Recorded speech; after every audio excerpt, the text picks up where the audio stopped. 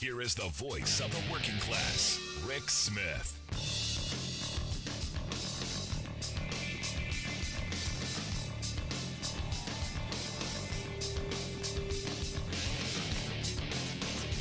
And welcome, brothers, sisters, working class heroes. This is the Rick Smith Show. Thanks so much for being here today on the big program. Lots to get to, lots to talk about. Let's start off down in Florida. The murderer, the gunman, the shooter, whatever word you're going to use for him. Not going to use the name. Don't do that. Pled guilty today. All 17 counts of murdering 14 students and 3 staff members at the Marjorie Stoneman Douglas High School in Parkland, Florida. Look, he's been wanting to plead guilty for a long time. They were trying to work out a deal where he would just spend the rest of his life in prison. Florida, they're going to want to execute him. So the next phase from this is he's pled guilty. They've accepted it. They're going to go on to the penalty phase, going to get a jury together. 12 people are going to determine whether the state of Florida gets to kill him. And I'm somebody from the very beginning will tell you, am not one of the death penalty folks. Just it's not my spot. And it's one of those things where I hope he lives a very long life in a very small box. It's always been my view. But we'll see where that plays out. Also today, our Republican friends, once again, third time this year, they have blocked the Freedom to Vote Act. Now understand, this Freedom to Vote Act, this was supposed to be the Joe Manchin deal. This was Manchin saying that he could get Republicans to come along and to vote on some voting rights legislation that are going to undo the craziness we're seeing by Republicans in a number of states across the country. This was going to level the playing field. This was going to make it easier to vote. This was going to be the things that he could get Republicans to come along on. And guess what? They didn't even allow a debate to begin. And this is one of those things where you go, at some point, you've got to reform the filibuster rule, because now it's, who knows? Where does it go from here? You haven't even started debate yet. We don't even know what's in it yet because we can't debate it. So does it just die? We will see. Now, do the Democrats have the stones to step forward and go, hey, we're going to change the rules a little bit. We're going to maybe have a carve out just for voting legislation, just to do this one thing. Going to do a little carving out, or do what I've been saying from the very beginning. You want to filibuster something? If it's that important that you have to filibuster it, then you hold the floor.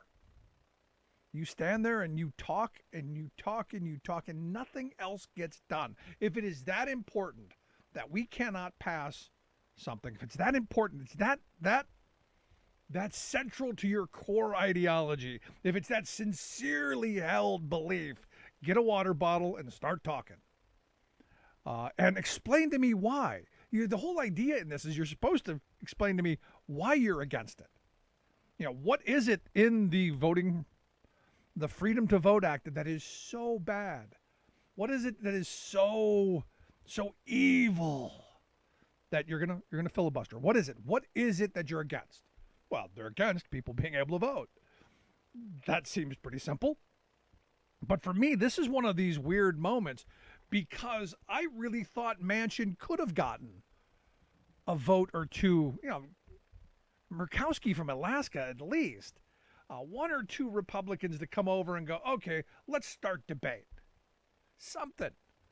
Not to get to the cloture to cut off debate and to actually get to the voting part, but to actually just start it. Nothing.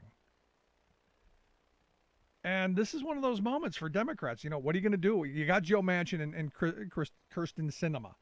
What are you going to do with that baggage?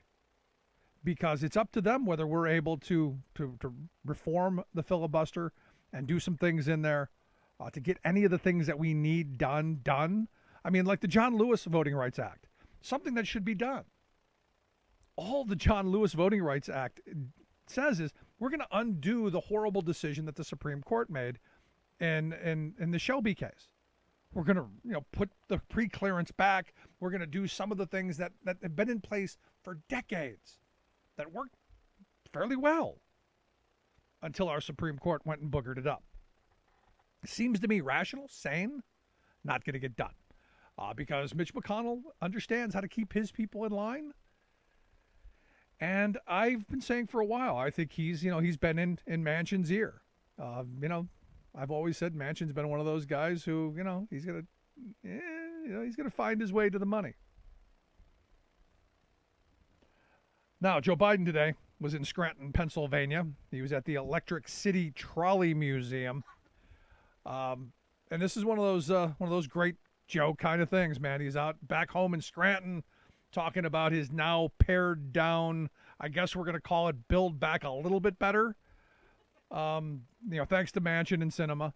It's not going to be the $3.5 trillion. Well, it's not going to be the $6 trillion that Sanders and progressives wanted. It's not going to be the $3.5 trillion that they compromised down to. Joe's talking about $2 trillion now. $6 trillion down to $3.5 trillion. Now down to $2 trillion, of which Manchin has said $1.5 trillion. So maybe there's some play. Don't know. But he was talking about, look, we're going to have somebody to address climate change, which we desperately need. Going to have some money to help people with kids to be able to make sure that they got food on the table, get some free pre-kindergarten stuff, some universal pre-K, good stuff in my mind. 4 weeks of paid family leave, that's still in there for now. Didn't get chucked like the free community college, which I think we desperately needed. An extension of the child tax credit, the $300 a month, the $250, $300 a month that people have been getting for having kids. Also going to do a little funding of our healthcare system. Folks who are on Medicare, going to do some of the things that we've wanted there. Also going to help shore up the Affordable Care Act, which has been getting a little more popular as people have been needing to get healthcare from somewhere since a lot of people lost their jobs. This is the problem with having an employer-based healthcare system. When a lot of people lose their jobs, a lot of people lose their health care, and they literally have nowhere to go. And what I think we're seeing in this moment is thanks to some of the Affordable Care Act and some other options, you're seeing people who aren't going back to the workforce because they're doing okay. They're able to get by. And this is, again, I've always said, I don't know why employers don't go, we're in the business of, making widgets or whatnots. We're not in the business of doing health care and pensions. Which they've undone the pension thing. Now it's just, hey, here's a savings account. Would you like to sign up for a savings account? But I've often said I don't know why they do it, other than it's a control mechanism. And this is what you're seeing. The reason that I think people aren't going back to the workforce as quickly is because they've got the option of health care.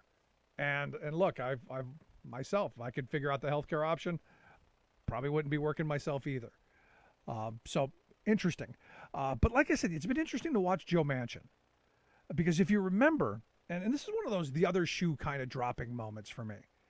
If you remember Manchin's first arguments, his first argument was, we can't afford it. We're broke. It's way too much money. It's liberal wish list. It's too much money. We're just broke. And now we're seeing the ideological side. Now we're seeing the ideology coming out, against addressing climate change because it means, not using coal like we used to. And we're not, this is the weird part, we're not using coal like we used to. In fact, as someone told me, like 3/4 of the coal that comes out of the ground in West Virginia goes to freaking China. So I'm like, confused. But Manchin has dug in on the coal. And that is a non-starter for him. So, again, a sentence for our kids down the road of extreme weather events. And what's interesting is someone did an interview of a bunch of people in West Virginia and asked one of the people who goes, I guess they had like a once in a 1,000-year flood that just wiped everything out, and asked this person, if you could guarantee there'd be no more floods like this, would you be willing to move away from coal? And he goes, nope, let it flood. And it's this mentality that's kind of frightening to me, because Manchin is really in a spot where he could transform West Virginia. He could take that state and move them from a coal-producing state to a solar-producing state in a very short period of time. He literally has the leverage to say, you know what, we don't want to buy American provision in this. We want to buy West Virginia provision. And all of it, he could turn that state into something, well, better. Thus build back better. He could demand a lot of the jobs. And this is where, I'm in this weird kind of spot with Manchin. Because, I've been saying from the beginning, he's a deal maker. I think he's a guy who's going to line his pockets. He's going to find the best way to bring to him anyway. And this is one of those things where you go, man, you could really line up a ton of federal investment in your state. And he's chosen to kind of not, which leads me down this road to, is all of what we're seeing, the handiwork of Mitch McConnell? Has he promised him some other stuff? I don't know. It's just bizarre to me that Manchin's, emboldened now to just blow a hole in any of the better and Build Back Better. His other argument, which is an interesting one for me. His other argument outside of the climate change, the other ideological thing, is he doesn't want people to become dependent on the welfare state. Coming from West Virginia is a pretty bold freaking statement. Because West Virginia is pretty much a dependent state.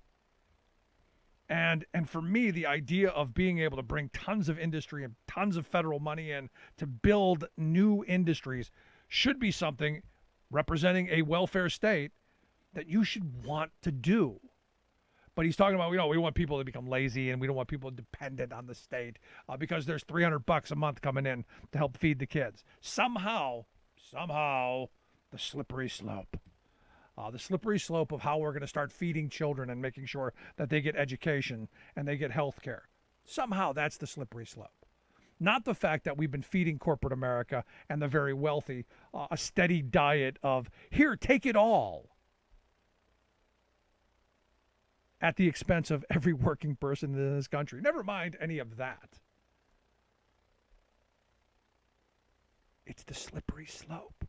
And, it's been leaked out, and strategically leaked out that he has an exit plan from the Democratic Party. And look, there are a lot of people going, good, let him go. He wasn't a Democrat anyway. And I'm going, no, you don't really want to lose control of the Senate right now because then nothing gets done. Absolutely nothing. But it's interesting how that leak,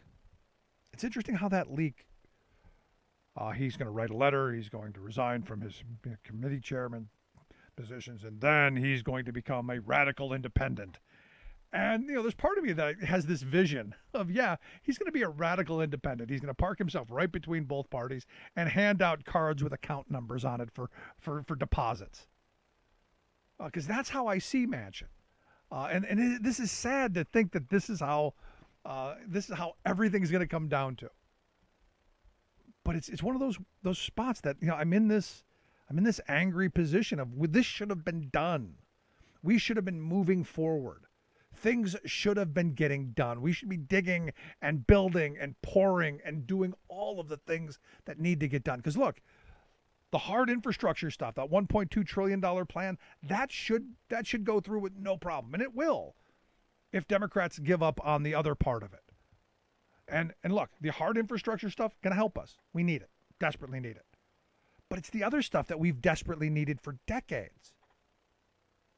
The idea of maybe sewing up a few of the gaping holes in our social safety net, maybe that's not a bad idea. Maybe making sure that kids don't go hungry and that they get a good education. On the education front, I've been saying for years, we need universal pre-K for a couple of reasons. One, you've got way too many families who need two incomes to survive. So somebody else is raising your children. So we need to have an early education system to cut down on education, on childcare costs, if nothing else, but to also get them in line with going to school and learning all that. And also, we need 2 additional years of schooling after high school, because clearly high school is not preparing our students for the real world. and be that college, be that a community college setting to get a certificate, to learn how to do this, that, or the other thing, or a vocational program. Internships, apprenticeship programs, things like that. The vo-tech stuff that I went to high school going, hey, it's a good start.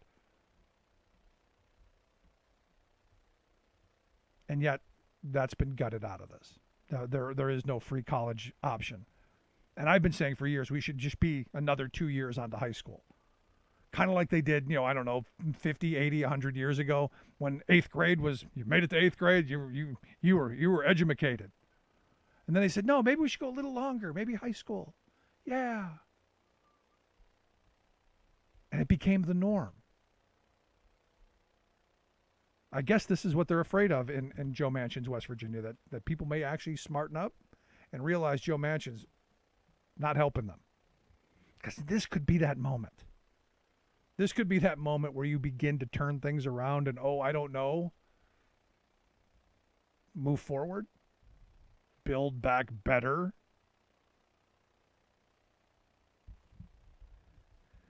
It's angering.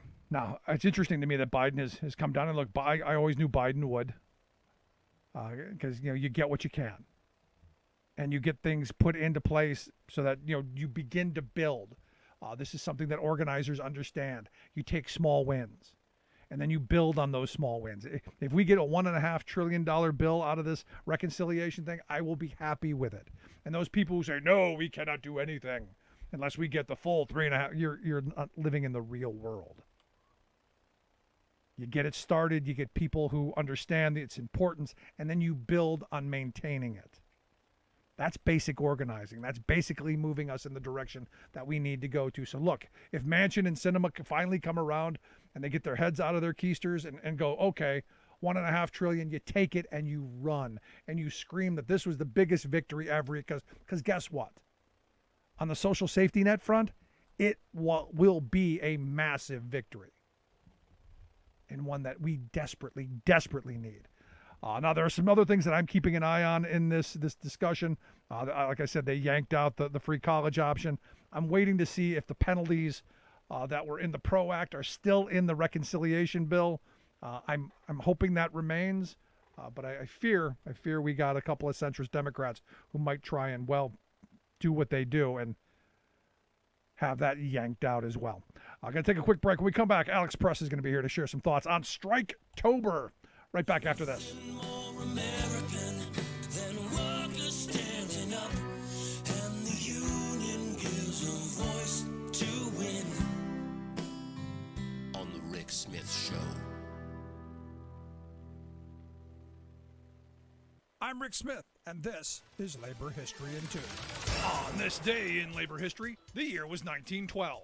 That was the day mill workers began to walk off the job at the Phoenix and Gilbert knitting mills in Little Falls, New York. The strike was sandwiched between the Bread and Roses strike in Lawrence, Massachusetts, and the 1913 Patterson textile strike. American, Hungarian, Polish, and Italian workers, over 70% of them women, struck against wage reductions. Their hours had just been cut from 60 hours a week to 54, and their wages adjusted accordingly. A recent Factory Inspection Commission investigation revealed deplorable working and living conditions, among the worst in the state. As a result, state legislators passed protective legislation restricting women's work hours. Many social reformers pushed for laws like these in the hopes of improving women's quality of life by minimizing their exploitation on the job. But the reduction in hours spelled disaster for these mill women, who then faced a loss of income that ranged between 75 cents and $2 a week. Socialists in nearby Schenectady, including the socialist mayor George Lunn,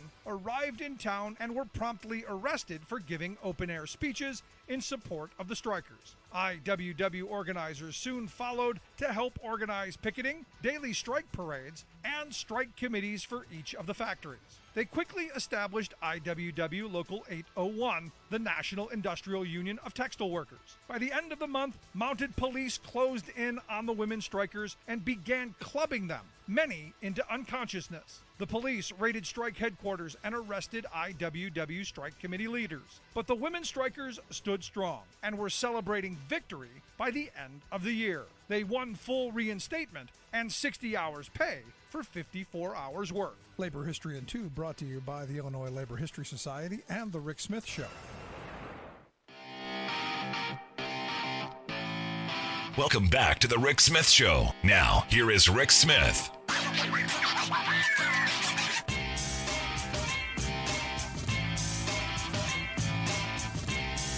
So Nikki Haley was all apoplectic today, angry over the fact that Vice President Kamala Harris and Labor Secretary Marty Walsh laid out their plan to increase union membership in the federal workplace and make the federal government like kind of a model employer, like doing the right things, giving people collective bargaining rights, having some voice on the job, a little dignity, a little respect.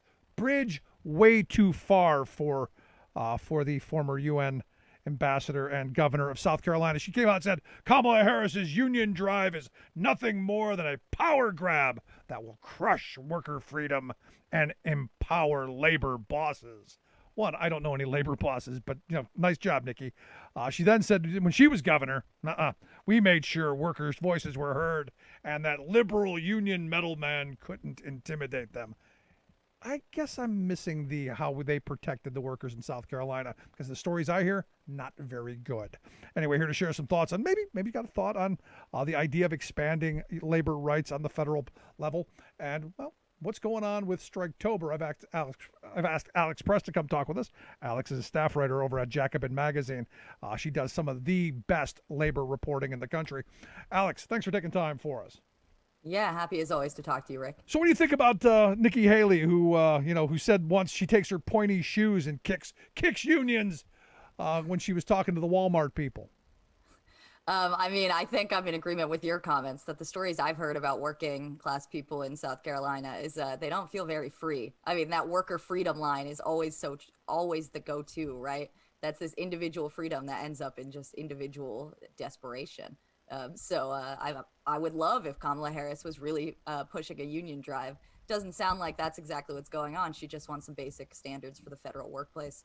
So by all means, that's the least that the federal administration should be doing. No, absolutely. And one of the things that I said from the start is I would love to see more people joining and forming unions. But at the federal level, it seems almost like a no-brainer, especially given the last administration, that people should be clamoring for union rights.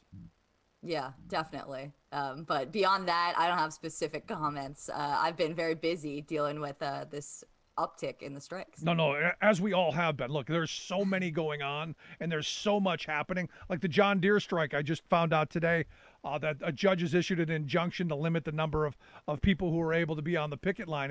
And I said, my position is not good. Take all the workers off the picket line. This is where activists and the community should be lining up and marching up and down that street all day long and all night. I know that's definitely part of the conversation of what's happening right now, that there is a mobilization being planned and organized. And I hope that it is, I hope it is wildly successful. That's what used to happen, right? Is that people would flood the strike lines and they would keep those lines strong.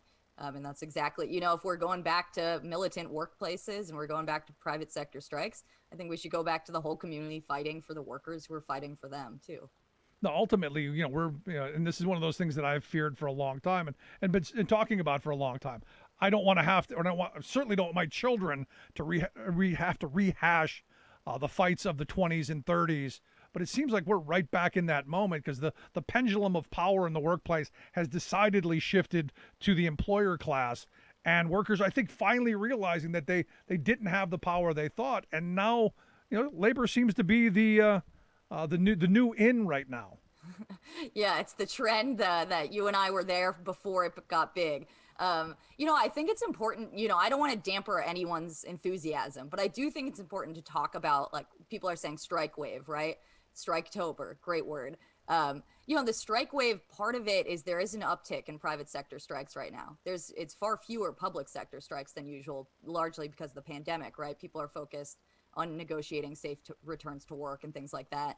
But, you know, like if IATSE, which is the main thing I've been writing about for the past couple weeks, if IATSE ratifies that contract, that they got a tentative agreement, doesn't strike, you know, if the Kaiser Permanente unions don't strike, we aren't talking about, you know, a serious strike wave.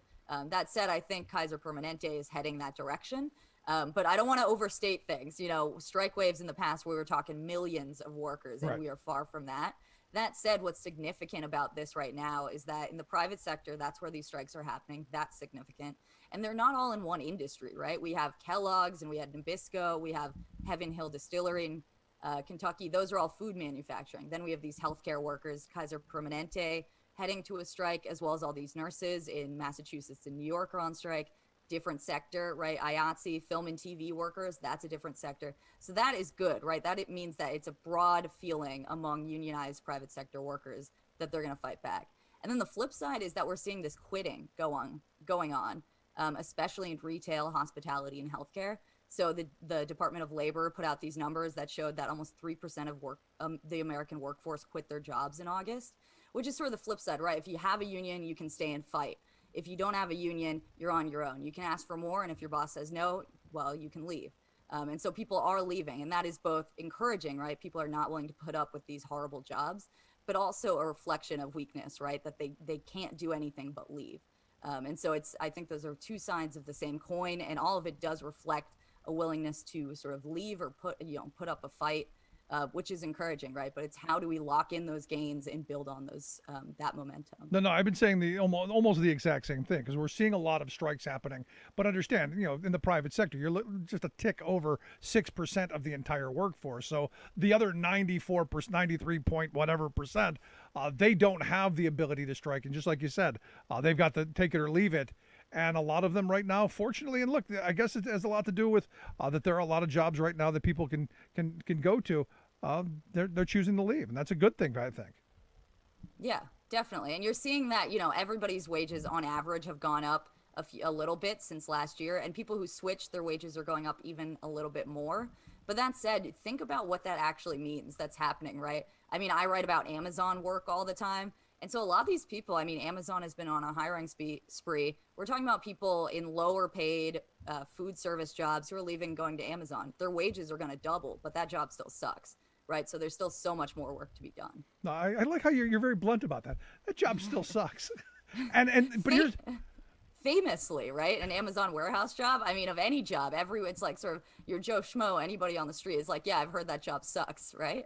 So seems fair to say. But you're right. I've always heard, you know, well, at least I made a little bit more money there, but they didn't stay long. And that is the Amazon model. I mean, I think they're pretty honest about that. They want to churn through people as fast as possible, get them in, use them up a little bit, and then to the curb with you. And then next, that seems to be, well, at least from my perspective, it seems to be the goal.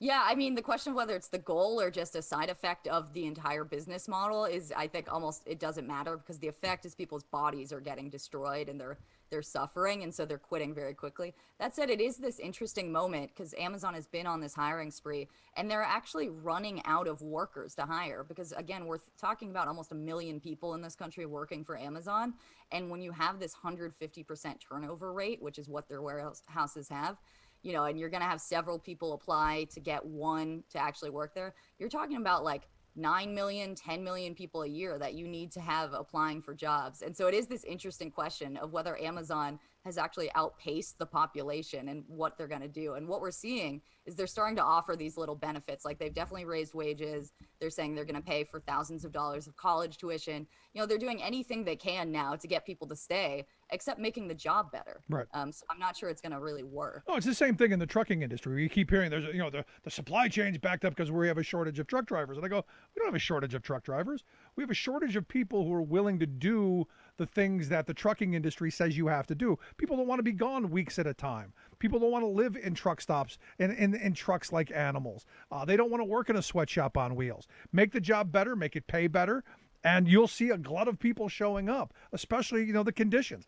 At the end of the day, no matter what job you do, it comes down to wages, hours, conditions. To me, it is that simple. Yeah, definitely. And I love that this is now a story that everyone's talking about, is that actually so many people are making that evaluation. They're saying, you know what, I have the right to to sort of tally up what I think my job is and whether it's worth it. And I can leave, or I can do something else, or I can fight. I actually don't just have to take whatever deal is on offer here. Now, you brought up IATSE a minute ago, and I looked at some of the things they got, and I think they did all right in their negotiation, and we'll see if the contract gets ratified and signed and all that.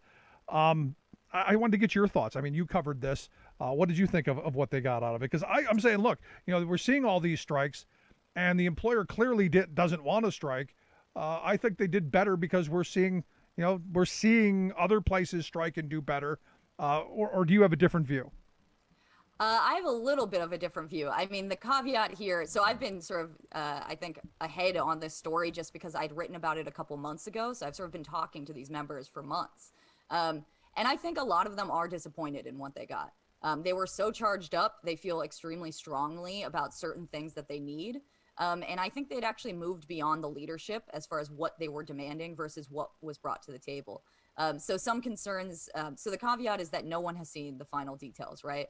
So IATSE sent out a very abbreviated set of highlighted points, and then last night sent members a slightly longer version of those points, but it's still just a couple bullet points that people are reacting to. So for example, not to be totally negative, right? I mean, one thing that they did win is the lowest paid members got huge raises. Right. Now there's actually a contestation there in that there was a previous discussion about bringing those members up to the higher tier as far as the lowest paid skilled work, which would actually have paid better than these raises they got. So some members even see those raises as a compromise. Other things people are concerned about is especially these turnaround times. That's what's gotten a lot of attention over the past negotiations. Turnaround times, for people who don't know, are when a worker leaves work to when she can be expected to be back. So it's her rest period, right? And in IATSE, the days are 12 or 14-hour days, but sometimes they stretch to 18, 20-hour days. The film industry is crazy like this. So it's very important to the workers that they have enough time off after a shift like that to commute home. I mean, a lot of them are in LA, right? I mean, traffic is crazy. Commute home, eat, see your family, and get a good night's sleep, and then commute again. They're saying, we already had 10 hours. Most of them did already have that 10, and that's not nearly enough. We want 12. So that is definitely a point of contention among the membership with this contract agreement. They're saying they need more hours than they got. And then the workers who aren't the lowest paid workers, their raises seem to be, at least according to what's come out so far, 3% a year. Inflation is above 5%.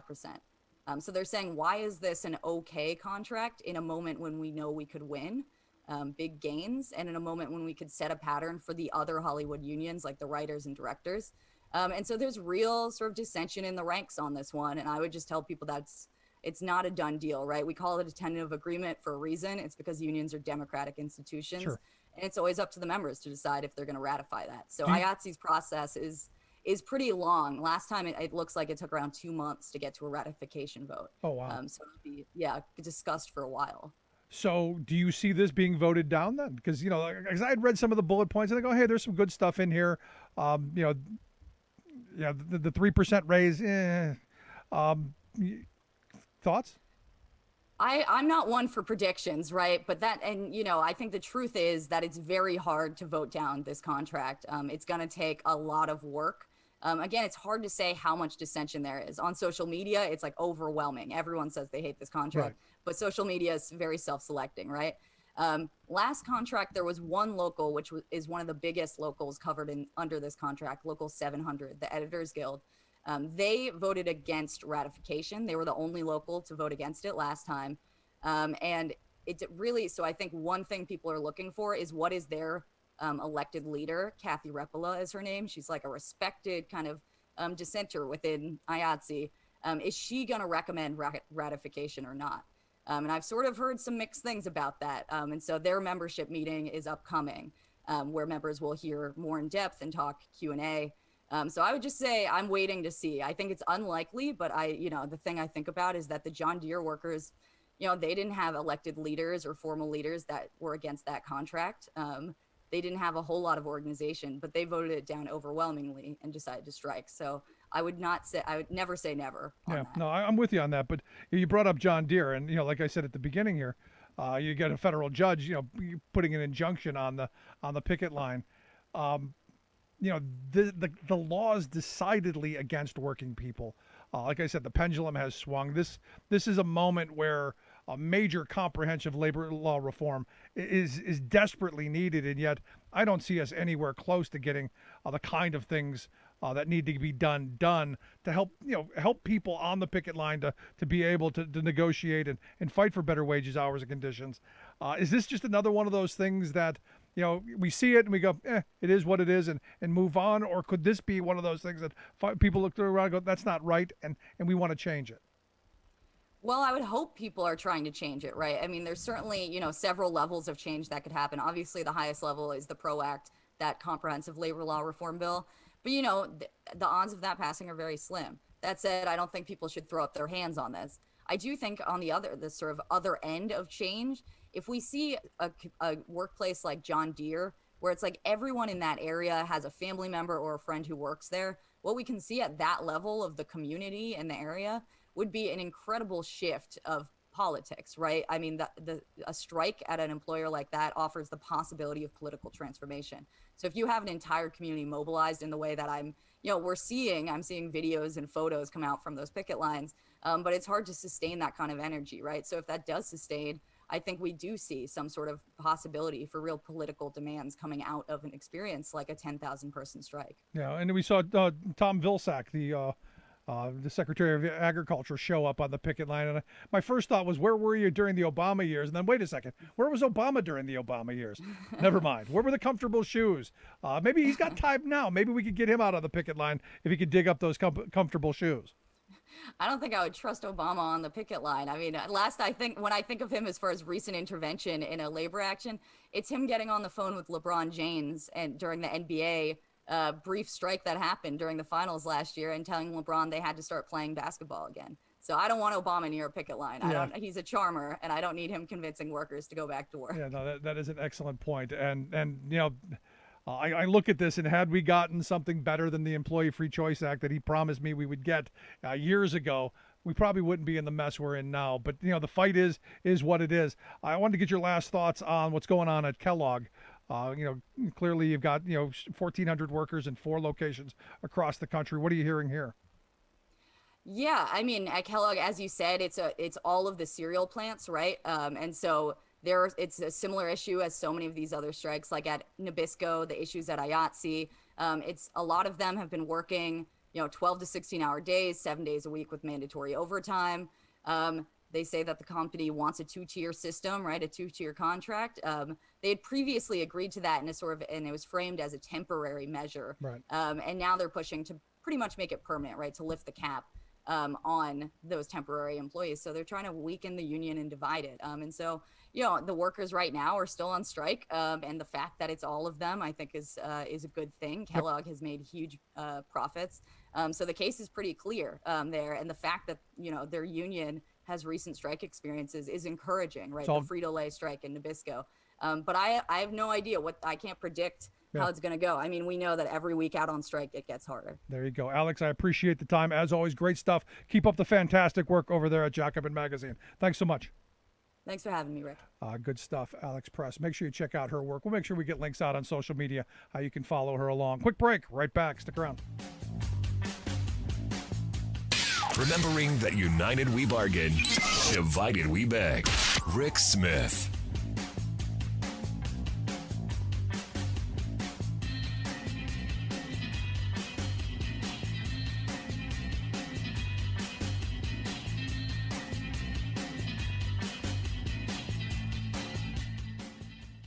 I'm Rick Smith, and this is Labor History in 2.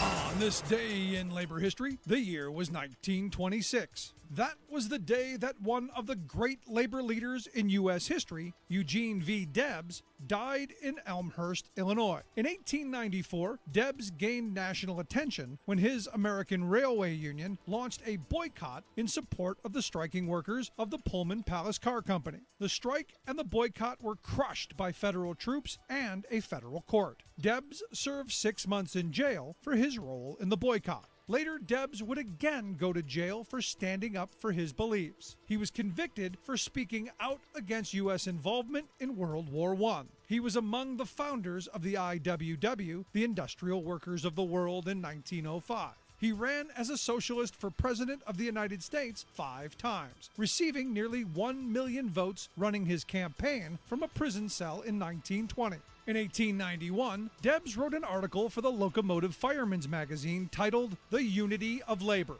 His words stand as an eloquent case for worker solidarity. Debs wrote, quote, "If working men were united in sympathetic bonds, if a bricklayer could comprehend the fact that he is dependent on the hod carrier, if the locomotive engineer could grasp the fact that he is dependent on the locomotive fireman, the interdependence of labor would at once constitute a bond of union, a chain whose link, forged and fashioned to hold working men in harmonious alliance, would girt them with a defense in every time of trouble and resist invasion, though assailed by all the plutocrats that ever cursed the earth." Debs spent his life trying to bring about this harmonious alliance of working people and standing up for the causes of peace and justice. For more information, go to laborhistoryin2.com, like us on Facebook, follow us on Twitter at laborhistoryin2.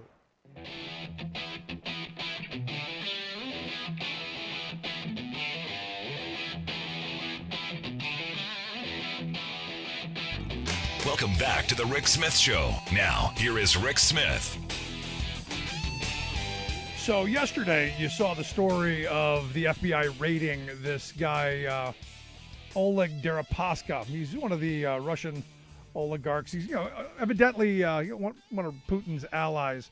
A name that was banged around a lot during the Trump years. As we were going through that whole, Robert Mueller is going to get to the bottom of everything, and Robert Mueller's coming, and Robert Mueller is going to hold Trump accountable. And you remember that? You remember how much excitement was around that straight shooter Robert Mueller was coming to get Trump, and it just kind of fizzled. We got a little bit of something. Yeah, Paul Manafort went to jail. A couple people went to jail, but never got anywhere near the big fish. But this guy's name was banged around. So the fact that the FBI raided his 2 residences, I got lots of questions. Tells me maybe something's still going on. And here to share some thoughts on, well, is something possibly still going to go on? That's why I've asked Olga Lautman to come talk with us. She's an expert researcher on Russia and the Ukraine, not the Ukraine. I correct myself. Olga, thanks for taking time for us. Hi, how are you? I'm good. So, what do you make of this? What do you make of this Deripaska's homes being raided? Let's start first with what the hell is he doing with 2 houses in the U.S.? One of them, the most expensive house, real estate purchase in I guess decades. I guess a golf ball shot from the vice president's residence. How is that possible? But let's start there. How does this guy get 2 residences in the U.S.? Well, that goes back to the bigger problem that you have Putin and his criminals, and he's very close to Putin. So you have Putin and his criminal oligarchs who are robbing Russia, and then they launder it through U.S. real estate, through our banks, through pretty much all our institutions, lobbying, accountants, lawyers. So, I mean, that just goes to the bigger problem that we need to get the Kremlin's money out of U.S. And yesterday, we were given privy to 2 beautiful properties that you see they park their money in. And I mean, that's just a fragment of what they own in the country. No, he doesn't own them. Some entity owns those houses. Yeah, of course. It's never directly him, but it'll go through a company and another company, a third company, and eventually purchases the property. Meanwhile, he's owner. Right, and we've got tons of show, and there's been a lot of talk about these shell corporations, and it's amazing because now I'm checking my watch that I don't have on, and and going, it seems like such a distant memory that we were talking about the Pandora Papers. Remember those? Does your mind go back far enough? Like, I don't know, 2 weeks ago when we were, oh my God, the Pandora Papers. There's shell corporations in South Carolina or South Dakota. Who knew? Like everybody. This is kind of one of those things where you go, this is what we were talking about 2 weeks ago. Someone like this Deripaska guy able to basically own things that he's not supposed to be able to own, while none of us actually knowing about it. Yep. Exactly, perfect. And with the Pandora Papers, since you brought them up, there is a guy who was arrested 2 weeks or 3 weeks ago in Florida. His name is Mark Gatiev for parking $93 million in offshore companies. He works for Novitek, which is owned by one of Putin's closest allies, Timchenko. So it also, was like a shot in the thing. And then Timchenko pops up in like 3 days later after this arrest popped up in the Pandora Papers with the company Novitek. Yeah. So it just goes to show you how that money circulates. So as far as Derek, go ahead. All roads seem to lead back to Putin and the Kremlin and the money. I mean, again, it's simple. Follow the money. Exactly. Cut off the money, follow it, and then cut it off. And then maybe we can actually have decide our own politics in our country instead of having, our adversaries do what they're doing the past few years, decade, attacking us, relentlessly. Right. So in this FBI raid of these two properties, what is it we were looking for? What do you think they found anything? Do you think he's stupid enough to leave anything in those properties? Curious your expert thought. Well, I don't think he would leave any evidence behind because he really wasn't even at the properties. I mean, I don't even know when the last time he would have been at the properties. But I think it clearly is sending a message both to the Kremlin, that their properties are not safe here and like the Kremlin's inner circle, but also to Manafort, because let's rewind back to Mueller. Manafort has been worked for Deripaska from 2003. So, I mean, Manafort has a very long history with Deripaska. Manafort handed over polling data to Deripaska and Manafort's other associate and Deripaska's, they were both working, who was a GRU intelligence officer. So during the Trump campaign, during the 2016 election, Manafort handed very sensitive information to Kalimnik and to Deripaska. So, this possibly could still be an investigation into that. And hopefully Manafort is under investigation because Trump apparently pardoned him, which, he pardoned so many people on his last few days, but he was charged for probably like the smallest crime possible of what he's committed over the past 20, So maybe they're still investigating. And there is an investigation, I know, running out of New York against Deripaska. So I'm sure, I think it could be like a prong approach. One, to send a message to the Kremlin, and one that they're actually working on an investigation with Deripaska and his U.S. Associates. Yeah, of which could Rudy Giuliani be tied up in this mess? Because I see how, as goofy as he is, somehow he gets his fingers into everyone's pot. Somehow he's like the Forrest Gump of criminal enterprise. Somehow he's shown up from the Mujahideen Khalq to Parnas and his crowd. He seems to be all over the place. He is, and he's been operating like this, another one, for decades.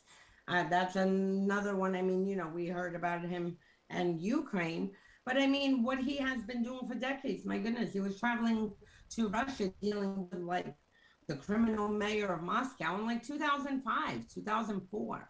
So this is the same crowd, and they are all kind of intertwined. So they all, they're all working together globally, and then they end up, you see repetitive names with all of them. They're all in the same, like, big corrupt pot. So. Yeah. Now, I remember, obviously we lived through the whole 4 years of the last administration. And again, I remember the Mueller report and, the Mueller investigation. And I remember everyone, at the time being just all, Mueller's going to come. He's a straight shooter. He's going to get stuff done. And, all of that build up. And I remember at the time going, no, I'm really not that on board. Could this be, somewhat part of that? Because what came out of the Mueller report was here's all of the crimes, here's all of this, here's my report, you now go take and move it forward Is it possible that this is part of that? Absolutely, because he gathered evidence as well as our law enforcement, as well as our intelligence agency. So I am sure that all this evidence is being processed. And don't forget, with Trump, he did everything to stop any kind of investigation or punishment towards Russia. I mean, he literally, if anything, tried to vindicate Russia. He attacked our intelligence agencies and believed FSB and Putin's other thuggish agencies. So, this year is the first time basically we have our agencies back where they can fully function. I think they were still doing investigations, but they couldn't bring anything up, as we saw with someone associated with Giuliani who was recommended for indictment, and it was Barr squashed it. So now we have our agencies back, and hopefully the investigations, I'm sure they've been investigating for years, and that's it. So hopefully I think it's part of it on top of other things that they have. There's no shortage. I'm with you. I'm hopeful, but Roger sent me an email here saying that, what do you say about the fact that Donald Trump imposed sanctions on Deripaska and other Russian oligarchs in the Kremlin back in 2018? What do you say to that? He did not. I actually followed it from Russian media when they decided that they were going to have sanctions off of Deripaska's companies lifted, joked on TV and said, Trump is ours, but we're going to now own Manchin, laid out several different ways of how they're going to get Deripaska sanctions removed. And come December, sanctions on Deripaska's companies were removed. And by January, pretty much his companies were fine. He personally has sanctions on him, but his companies are where the money is. He doesn't need to travel, for instance, to U.S., although he has a diplomatic immunity given by the Kremlin. But it's the money, his companies suffer. That's where the hit is, not against him personally. So, if anything, none of them suffered under Trump, Yeah, well, because again, it comes back down to the money, doesn't it? We've heard the stories of how the basically Russian money is propped up the NRA and a good portion of the GOP as well. Yeah, absolutely. If you pull out the Russian money just out of D.C. between all the lobbyists and accountants and lawyers, and D.C. would probably be bankrupt tomorrow. Because there's just so much money flooding this. And it's dangerous because then that endangers our national security. It's one thing that, okay, Deripaska invested in a home, and spent probably one of the more expensive properties. It's another thing when you have lawyers lobbying our Congress people and with things are endangering our national security, which we see all the time. And it's not just Russia, it's also China, Iran, it's Saudi Arabia. So, we just need to get foreign money out of our politics and out of, Congress. No, I'm right there with you. So, but it's always been weird to me that, our Congress is, foreign countries are able to lobby our members of Congress and do it openly, that they're literally lobbying for their interests over the interests of the American people. It's kind of bizarre and twisted to me. Can you imagine someone paying lobbyists in Russia to lobby for an American policy? My goodness, they would be arrested for espionage in Russia. Whereas here, all this billions and billions of dollars are just pouring in. And again, it's one thing, it's not good that they launder money through property, but it gets to a point, it's endangering our national security because we're still under attack by Russia. We don't hear about it, in the news as we did maybe over the past 4 years.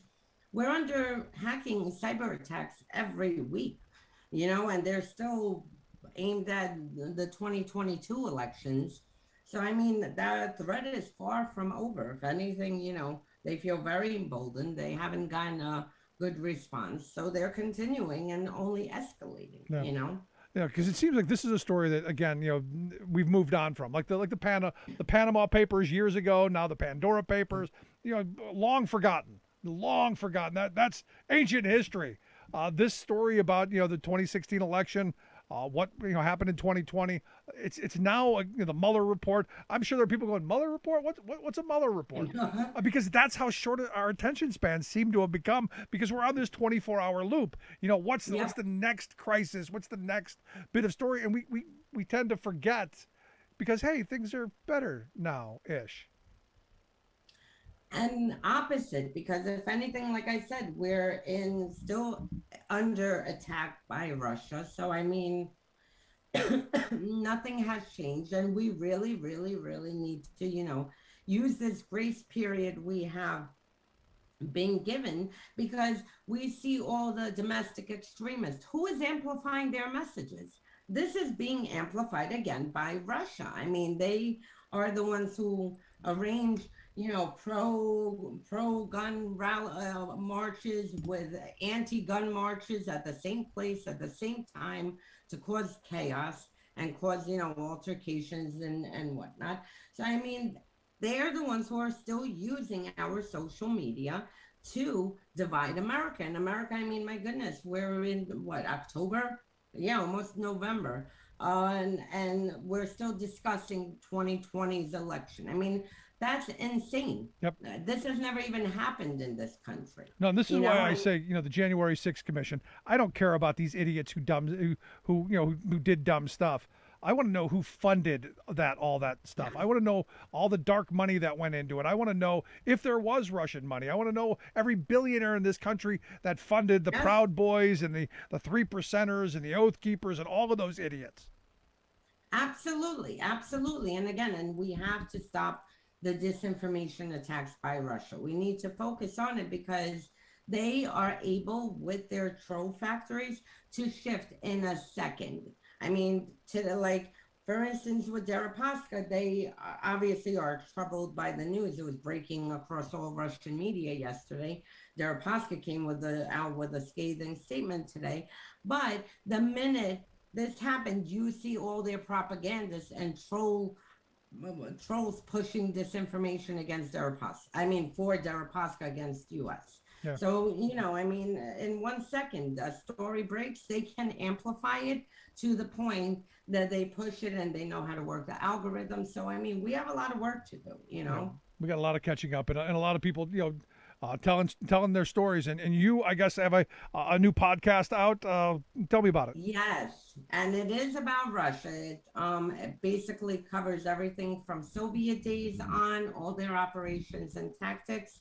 And the podcast is Kremlin File, and it's available wherever you listen to your podcast. No, it's important. And look, I hope folks will take a look at it. Kremlin Files, right? Yes, Kremlin File. And we'll get some links out on how people can take a look at that. But here, what do you say to the person, Olga, who goes, come on, that's outdated. They're not the problem. It's now China. Forget about Russia. Russia's not a problem anymore. What do you say to that? Well, I say that Russia is a very big problem, and I say that we fund our agencies and, military. We put so much money that it doesn't have to be China or Russia. I think we have enough employees. The U.S. government is the biggest employer in America, and we pour billions of dollars into protecting this country. So, I mean, it shouldn't be an either or. It should be both. And excellent point. Country. We can walk and chew gum at the same time. I think so. Yes, we can. Yeah, absolutely. Kremlin Files, right? Kremlin File. There you go. And the website is kremlinfile.com. All righty, we'll get links out. Olga, I appreciate the time. Thanks so much. Thank you so much. Good stuff. Olga Lautman. Make sure you check out her website, kremlinfile.org or .com. We'll get links out on how you can take a look at that. Also, make sure you check out her website, olgalautman.com. Quick break. Right back. Stick around. You're listening to The Rick Smith Show. We're working people. Come to talk. Remembering that united we bargain, divided we beg. Rick Smith.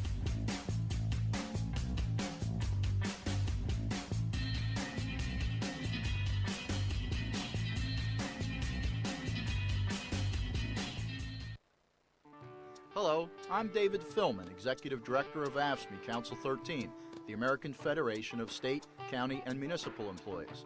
A union of over 1.4 million strong and growing, AFSCME is gaining improvements in the workplace all across America. And right here in the Commonwealth, more than 95,000 AFSCME members make Pennsylvania happen.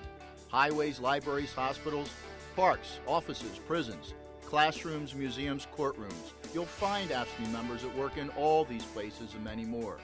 I make Pennsylvania happen every day.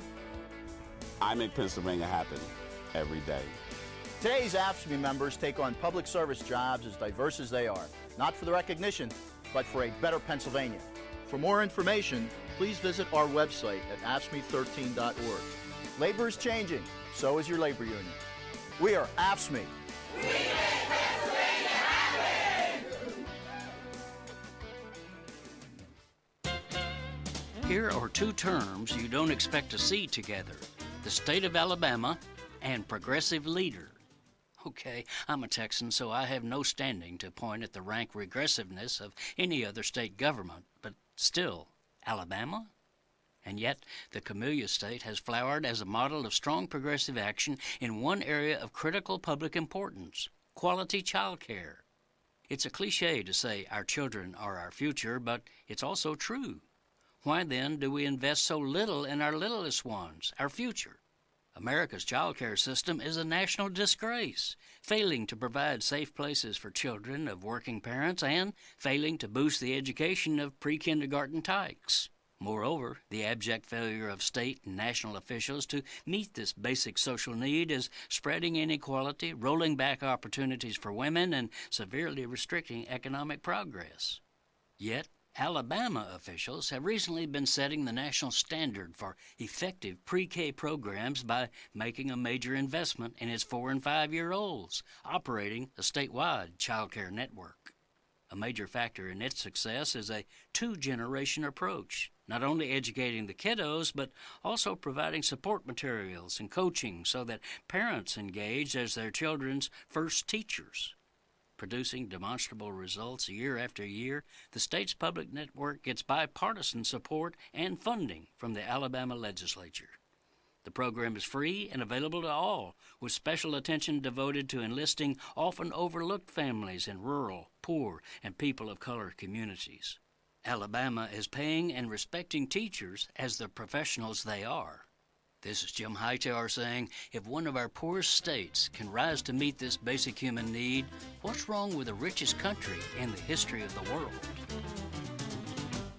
The Hightower Radio Lowdown is made possible by you lowdowners who subscribe to our monthly newsletter, The Hightower Lowdown. You know who you are. Thank you. Welcome back to the Rick Smith Show. Now, here is Rick Smith. So a lot of our short attention span theater, like I said a minute ago, how many people now remember the Pandora Papers? Nobody. Good. I'm sure nobody remembers that. Just like I asked the other day, how many people remember, getting out of Afghanistan? Or I had somebody go, we're out of Afghanistan? Yes. And now the hard work begins, cleaning up all the mess that we've left behind for our veterans. One of the things that I said from the very beginning is if we're going to push people into these wars, if we're going to push them into harm's way, you got to take care of them on the other side. That's now when the real work begins. Now that we're out of Afghanistan, now that we've brought our men and women home, now we got to take care of them, which means, finding out what it is that they need and moving forward on it, which is why I'm glad to see this new book out by Mike Gambone. It's titled The New Praetorians, American Veterans Society and Service from Vietnam to the Forever War. We'll get links out on social media how you can pick up this book up. But Mike, thanks for taking time for us. Thank you. Appreciate the time you've taken for me. So tell me, what made you write this book? Two things, basically. When I teach, basically what you said, you talk about wars end, veterans come home, and they did basically that whole story seems to get forgotten in what happens next. I originally got interested in World War II veterans because you're talking about 16 million men and women who came back, and apparently everything turned out fine. And when I teach that, I started to dwell on the fact that, we probably need to know more. So first book I wrote on this was back in 2005, and we talked about World War II veterans, and kind of took the story forward to include Korea, Vietnam, and then this latest book, covers the path from 73 up to the present. So, I looked at it as basically as a historian. Second reason, I am a veteran. I enlisted back in the 80s and served as a paratrooper when Ronald Reagan was president. And I actually deployed to Iraq back in 2006. So I went from teaching to Iraq, and then I came home. So a lot of that story to me is personal because I've been teaching veterans, same exact situation, Iraq and Afghanistan, and for where I sit, trying to do what I could to help them. So, you got the personal and the academic reasons. Right. So in looking at this, because you said a moment ago that, the greatest generation, the generation that fought World War II, that they seem to do okay. Why is that? Why do you think that was the case? Well, I think there are good reasons why it happened. Service is very broad. I mean, you're talking about 16 million people. Everybody either had a family member, a friend, so it was a pretty obvious common denominator. And that worked its way through the country, up until almost the 80s. The peak number of veterans in this country was, during the first Reagan term, about 28 million people had veterans, status. So that helped. I think partly why I write though is that I think a lot of that easy transition is a myth, because I think regardless of when, there are problems. Sometimes it related to employment, or sometimes it's related to health. There's some good work on that, but I think it's a growing field that needs more attention because that's a gigantic number of people. Yeah. Well, what do you say to the argument that the GI Bill made a lot of this much easier? That it gave educational opportunities to buy homes for the first time. It provided for pathways towards a better life after service than they had otherwise. And the reason I bring that up is I look at my grandparents. My grandfather, he fought in World War II. When he came home, basically he and my grandmother were basically homeless when they started their marriage. And because of the GI Bill and because of a lot of things, they were able to really, and of course the union job that he worked most of his life, they were able to lead a very solid middle-class lifestyle. They retired with dignity and respect. They both died in the home that they were married, over 50 years. And what do you say to that argument? I think the GI Bill is an enormously important piece of social welfare legislation, bottom line. What gets lost in that discussion are some details. If you wanted to go to college under the first GI Bill, you could literally use it for any school in the country. You could go to Harvard on the GI Bill. I mean, that's how good the benefits were back then. Most veterans took technical training. My dad did. He became an electrician. So it was a pathway to the middle class. It's exactly what it was. Whether you went to college or you stayed in a blue-collar job that had a skill, that's what it did. But starting with Korea, what Congress started to do is pare back the value of those benefits, where they froze payments in 1953 and they stayed frozen for about the next 20 years. So slowly but surely, what the GI Bill would provide became less and less valuable. So private colleges went off the table. Public colleges became harder to attend, even community colleges by the 70s. So by the time you get to the late 70s, the GI Bill lapsed and it didn't come back until 84. And benefits never really caught back up. They got better after 9/11, but they weren't ever going to be close to the same as they were after World War II. Yeah, because we hear a lot of things. Well, they're going to pay for college. They're going to give all these benefits, and I hear people, "Wow, that's a lot." I'm going, I don't know. I think about my grandparents' generation. Virtually every one of my relatives, my great uncles, all of them served in one branch of the military or another, and all of them used some bit of the GI Bill, either, as you said, to learn how to fly planes, how to be an electrician, how to start a business. All of them bought their homes with VA loans. It just seemed like that was culturally the thing that really built that middle class. Now, I know that it was heavily weighed towards the white Americans, and that minorities and people of color really struggled and didn't get the same kind of benefits. But I look at that moment as kind of, hey, how can we use that now to move forward for everybody? I think there is a chance to do that. If you look at the kids that served since 9/11, they definitely want to use that GI Bill for careers. They're very oriented toward families. A lot more are married now. That's very typical of veterans today in the new generation, and they want to support them. So they're going to come to my campus. They want to work. They want that 4-year degree in 4 years. They're not messing around with fraternities or social events. They want to work, excel, get out, and start over. And a lot of them do. I mean, that's a good thing. The latest rounds of these benefits are better. They're never going to catch up with an Ivy League level of education, but they're pretty solid right now if you want to go to a school like mine at Kutztown. So that's good news. And I think the kids who are getting these benefits know that. They're much more disciplined and self-directed right now.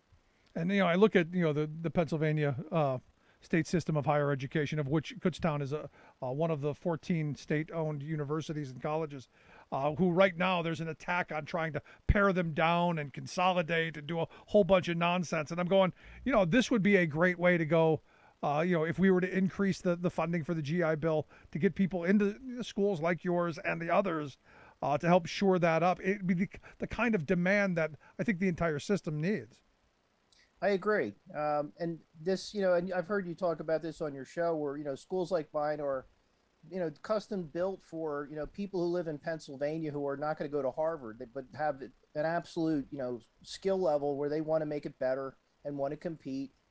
And that includes the kids who served in the military too. So yeah, it's frustrating for me at my school to see lip service being paid to this without the substance. To the point where, they like awards about being veteran friendly, but you've got to put some help and support in there. And, we've been identifying gaps, for example, like mental health care for veterans to make sure they have the right help when they need it. So now, what would you say to the argument that, because I think back to my grandparents' generation, I don't remember any of them, being of the PTSD crowd.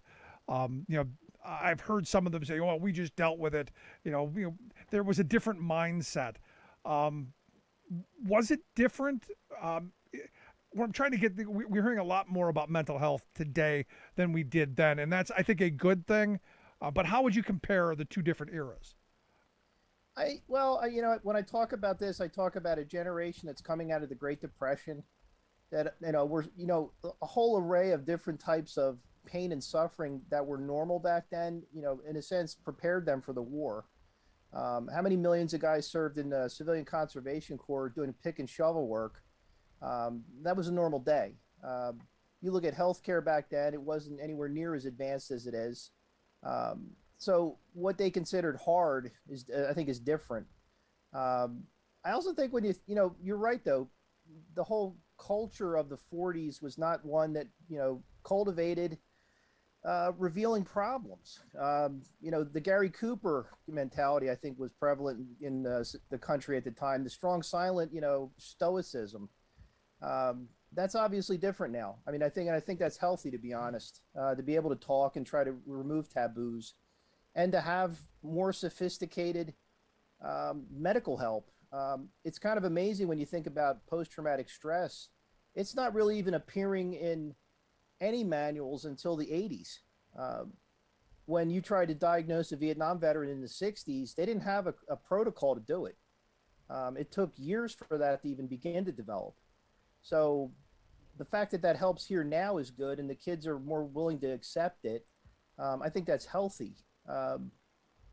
I think there's been some, like Sebastian Junger's written about this. He said, but the other part of this is, there's a bit of resentment that drives that too among these veterans, because they want the help, they want the recognition, and sometimes this becomes their way of getting attention.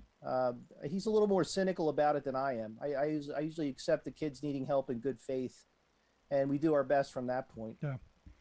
Because, I think back to my grandparents and the people that I knew who served in World War II. And in fact, my grandfather never talked about anything he saw.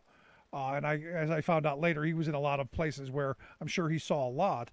but he never talked about it. The only time I ever heard him say anything about the military is when a Marine recruiter came to our door, and he was adamant that I was not going to join the Marine Corps. That's the only time he ever talked about it. I believe that. I gave a talk when I came home, and I've been married 31 years, and my wife became an Army wife when I deployed, by default. But I told a group of kids, I said, look, one of the things you have to do when you're deployed is you have to lie to your wife. You can't tell her what's going on. And all the World War II veterans in the crowd were nodding and saying, yeah, that's right. Because a lot of this is not just to protect you, it's to protect your family. And that's pretty normal. Yeah. The good part is when you sit down with somebody who's been there and done that, you can actually open up a little. And a lot of that is kind of self-help. One of my best friends on campus was a Vietnam veteran, and we would just talk. Our wars were 40 years apart, but they were pretty much the same, and that really did help. Yeah, generally someone trying to kill you is, regardless of when it was, I would assume fairly traumatic. So, in looking at the Vietnam era and now, I think everyone looks back and goes, we did not do well by the veterans of that era. In fact, I grew up in a housing project on the west side of Cleveland, and what I saw, because I grew up in the time when they were basically just dumping all those guys back into our housing projects with their alcohol and drug problems, with their broken minds and bodies, and all of that. Are we doing better than we did then, would you say? I think we are. If you look at the early 70s, you got this kind of collision of all these things at once where, the Nixon administration loved to pay lip service to, veterans, but really didn't do much at all besides move money around in the same programs. You had a drug problem in the 70s that kind of overwhelmed the VA, which by that point was decrepit. That's the thing that it's interesting. You look at the long view here, and the VA goes through these kind of collapses and then renewals. And we had our own scandals, about 10 years ago that, since been pretty much recovered from. So I think, the VA is trying harder. I think it's amazing how many private nonprofits are out there. I mean, there are thousands of them. Right. So they're all trying to connect, the veteran to the government, to the community. It's a lot like the 40s in some ways.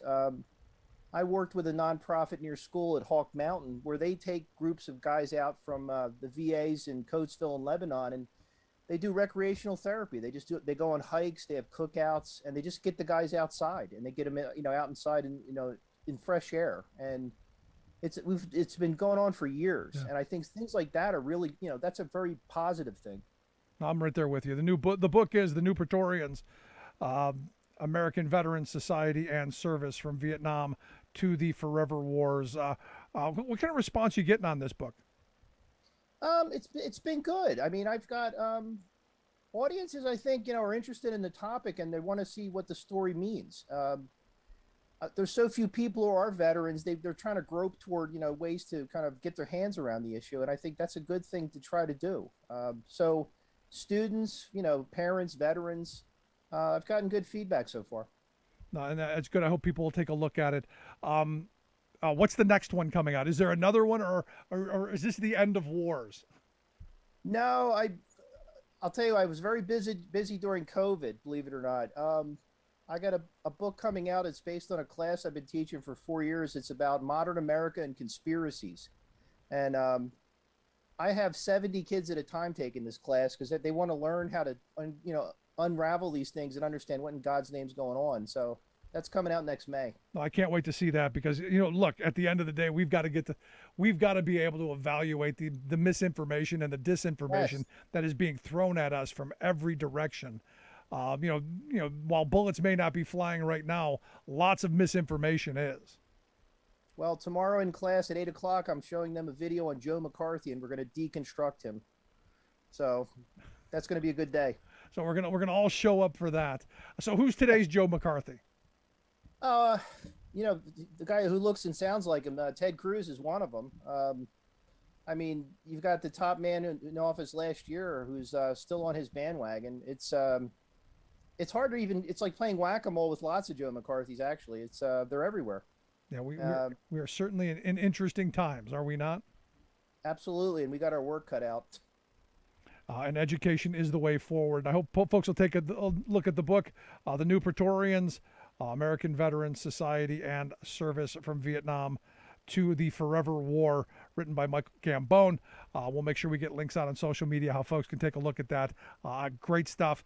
Mike, I appreciate you taking some time for me. Love to have you come back when the new book comes out. I will, and I really appreciate the time too, Rick. Thank you. Anytime. Again, make sure you check out the book. Make sure we get that stuff out on social media so folks can take a look at it. I'm going to take a quick break right here. I'm going to get to it. Stick around. We're right back after this.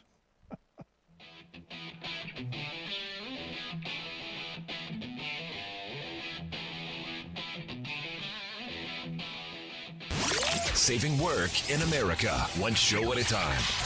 The Rick Smith Show.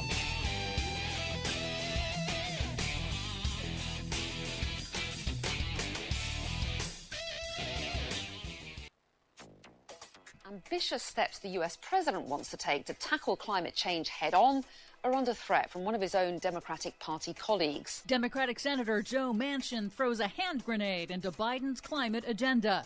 Biden EPA to crack down on PFAS forever chemicals. U.S. could have as many as 3 million abandoned oil and gas wells. Plus, McDonald's finally decides to offer customers meat-free choices. All of those impossible choices and more straight ahead. From BradBlog.com, I'm Brad Friedman. And I'm Desi Doyen. Stand by for 6 minutes of independent green news, politics, analysis, and snarky comment. And you're about to find out why in another installment of Oops, We Killed the Earth. Yep, that would have been a much better name. This is your Green News Report. Okay, Desi Doyen, I don't know how long it's been, but it feels like every single story we cover these days has something to do with Joe Manchin. I know, it does. In Washington, the Biden White House is scrambling to craft alternatives to a key climate measure in President Biden's Build Back Better agenda that is opposed by conservative Democratic Senator Joe Manchin of the coal state of West Virginia. That's corporatist Democratic Senator. That's obstructionist Democratic Senator, but you press on with whatever you're saying there. The Clean Electricity Performance Program, or CEPP, would pay electric utilities to accelerate their switch to renewable energy and fine those that don't, which would help the U.S. achieve 100% zero-emissions electricity by 2035. Sounds great. So Manchin wants to kill it, I bet. Yep. Without the CEPP, it will be much more difficult for the U.S. to meet that goal and to meet its international emissions pledges under the Paris Climate Agreement. But without Manchin's support, the entire Build Back Better bill won't pass the Senate. Oh, Lord Manchin, what hath you done? Manchin's resistance harms his constituents the most. New federal flood data shows that of all of the states in the lower 48, West Virginia is the most exposed to flood damages. Manchin has received more campaign donations from the fossil fuel industry than any other senator, and personally profits about $500,000 a year from his investments in coal. It's almost as if he cares more about his profits than his voters. In a recent expose by the UK's Channel 4, an ExxonMobil lobbyist boasted that he has Manchin's office on speed dial. Joe Manchin, I talk to his office every week. He is the kingmaker, and he's not shy about sort of staking his claim early and completely changing the debate. So, once again, that's ExxonMobil's top lobbyist who talks to Manchin's office every week. Yep. Shocking. Now, both EPA Chief Michael Regan and U.S. Special Climate Envoy John Kerry say the U.S. can still meet the goal of cutting emissions in half by 2030 through other executive branch actions that are in the works. Mm-hmm. However, if the climate provisions are stalled or gutted, it will be harder for the U.S. to push other nations to take aggressive steps at the upcoming UN Climate Summit in Glasgow in just a few weeks. And it matters because September 2021 was the second hottest September ever recorded globally since record-keeping began in the 1880s. That's according to NASA. The last 9 Septembers have all been the hottest Septembers on record. And persistent droughts around the world have helped push global food prices to their highest level in 46 years. That's okay. That just means Joe Manchin gets to golf all year round in West Virginia. In other news, a new analysis of industry data has calculated that the number of abandoned oil and gas wells in the United States is nearly double previous estimates, finding more than 81,000 documented abandoned wells across the country. And those are the ones we know about. Undocumented orphan wells could boost that total to as high as 3.4 million. Is that a good or a bad thing? That's a bad thing. Why? Orphaned wells are releasing pollutants into the air, water, and soil, including methane, a potent greenhouse gas. But the Biden bill would spend a lot of money to plug up those abandoned wells, no? Yes, but it has to pass first. Oh, yeah. The Biden EPA announced Monday a 3-year initiative to regulate toxic forever chemicals in America's drinking water that pose health risks to nearly all Americans. The class of chemicals known as PFAS for short are used in a vast array of industrial processes and consumer products and do not break down in the environment, thus the name Forever Chemicals. PFAS chemicals are now found in drinking water supplies, soil, food, and the blood of millions of Americans. Finally, some good news. Fast food giant McDonald's is finally catching up to its competitors in offering plant-based options, test marketing a plant-based burger made with Beyond Meat in a teeny tiny handful of U.S. markets in Texas and California.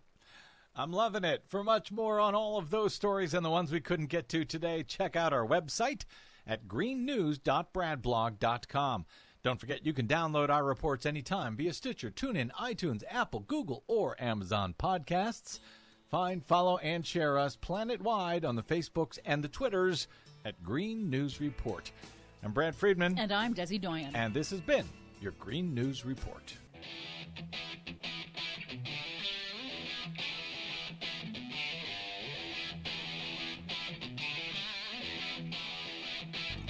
Welcome back to the Rick Smith Show. Now, here is Rick Smith.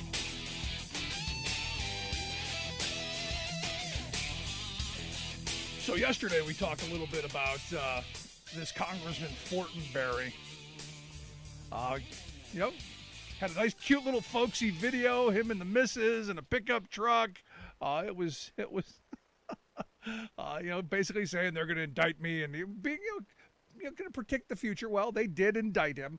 And today I woke up to, 3 separate emails saying, fellow patriots, basically send me money because I need to defend myself against the Biden FBI, even though the FBI guy was put in place by the former guy. Never mind. Don't look behind the curtain. And then goes into beyond, an attack on Biden and Afghanistan and inflation and energy prices. Biden's terrible. His approval's tanking. But send me money because, I probably lied to the FBI and I want to make sure that you fund my defense. It'll be interesting to see how much he gets out of that. And if he does, here to share some thoughts on, is it going to work? And what should we be watching out for? I've asked our good friend Bob Ney, former Ohio congressman and political analyst, to come share some thoughts. Bob, thanks for taking time for us. Oh, thank you, Rick. So what do you think of this? You got this guy who probably, I'm thinking probably did lie to the FBI. And now you're trying to rake a little money in off these email fundraisers. Is this going to help, or will this inflame the situation? Well, it's something he has to do because it's for a legal defense fund, and unless he is independently wealthy, he's going to be paying probably, I'm just going to guess, his legal fees, if he uses 2 lawyers, could be up to $1,000 an hour for the lawyers. Yeah. So he's got to do this for legal defense. This isn't for his campaign. This will be for legal defense money. Now, could this be for like a commissary, defense campaign? Because he's probably going to go to jail for a little bit of time. Load up the commissary account. Could this possibly be used for that? If you load up the commissary account, if you owe them any money, they take a portion of it. Yeah, you got to be real careful. You got to tell your friends, don't send me too much. Send me enough so I can get some candy and some tuna and things like that. But don't send me too much because they'll take it. Yeah, because you're gonna need to pay somebody off. Yeah, once you get in there, you're gonna need to buy some protection.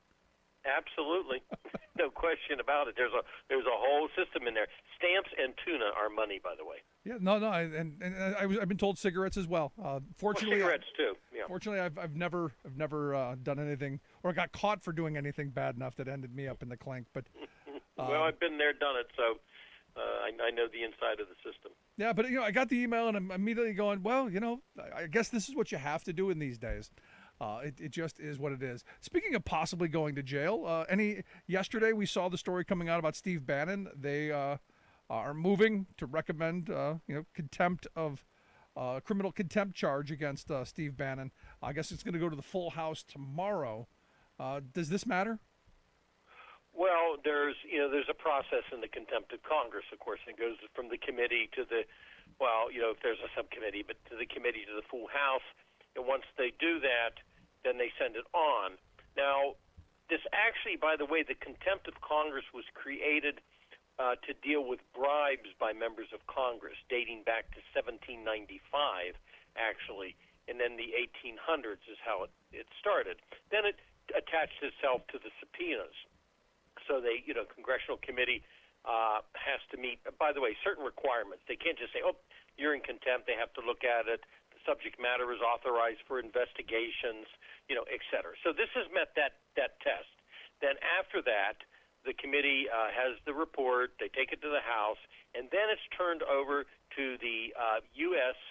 government through the Department of Justice for the District of Columbia. So it'll go to the U.S. Attorney for the District of Columbia. Then the U.S. Attorney, I'm going to say has to, refer the matter to a grand jury for action.